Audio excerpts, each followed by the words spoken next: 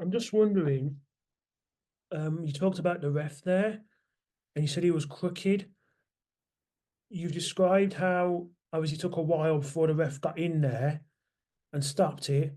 Yeah. Um, but there might be some people say, well, that's not necessarily a referee being crooked, that's more being incompetent. So what other evidence is there that the ref was actually crooked in that sense, not just an incompetent ref? Once again, okay. When Frank died, Max was charged with involuntary manslaughter. And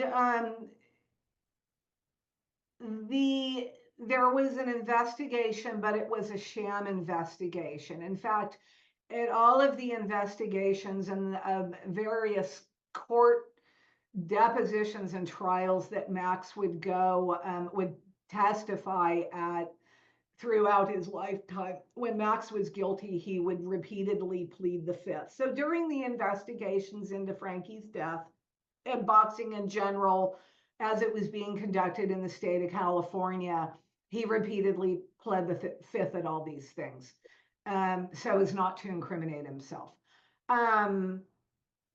There were people that testified that the state boxing commissioner received cuts of Baer's purses.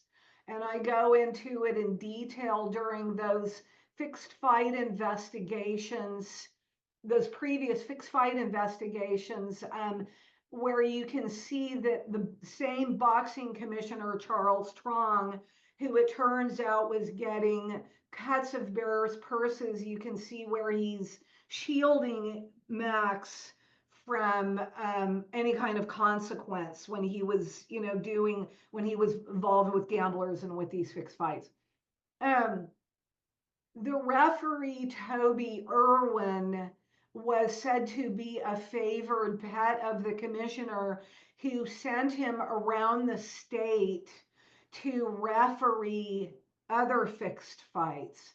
I found articles of reporters who overheard him directing the action in fights that he was refereeing or that it later determined he had placed bets on. The referee going into this fight, the referee was literally awaiting sentencing for forgery and check fraud convictions because he was in dire financial straits. So he was ripe for a bribe going into the Baer Campbell fight. The referee admitted that he kept the fight going and reported and ignored Max's repeated grievous fouls of Frankie Campbell, fouls that, per the rules and regulations of the State Athletic Commission, should have resulted in Max being disqualified, from the fight.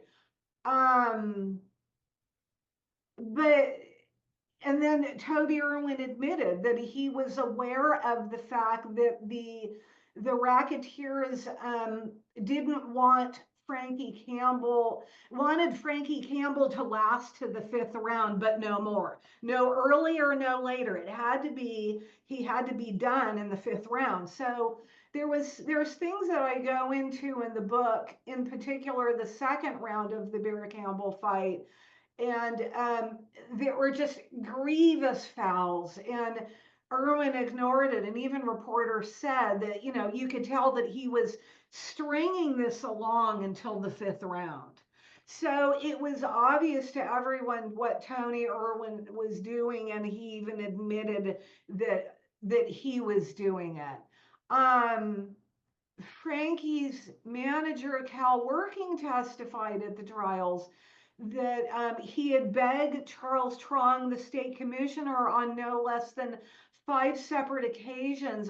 We do not want Toby Irwin to be the referee. We won't get a square deal if Toby Irwin is the referee. And he said every time the commissioner said, I'll do what I want. And Cal Working testified at these investigations and before the grand jury trial that Toby Irwin and the state commissioner were all in league with the gamblers, and they had their own little corner fiefdom to make sure that the boxing went the way that they wanted it to go. Cal Working stood up in the middle of the grand jury trial and pointed to the boxing commissioner and said, "Now see what you have done. You killed Frankie Campbell." So, I mean, it went to a level of things that people have just been ignoring for decades.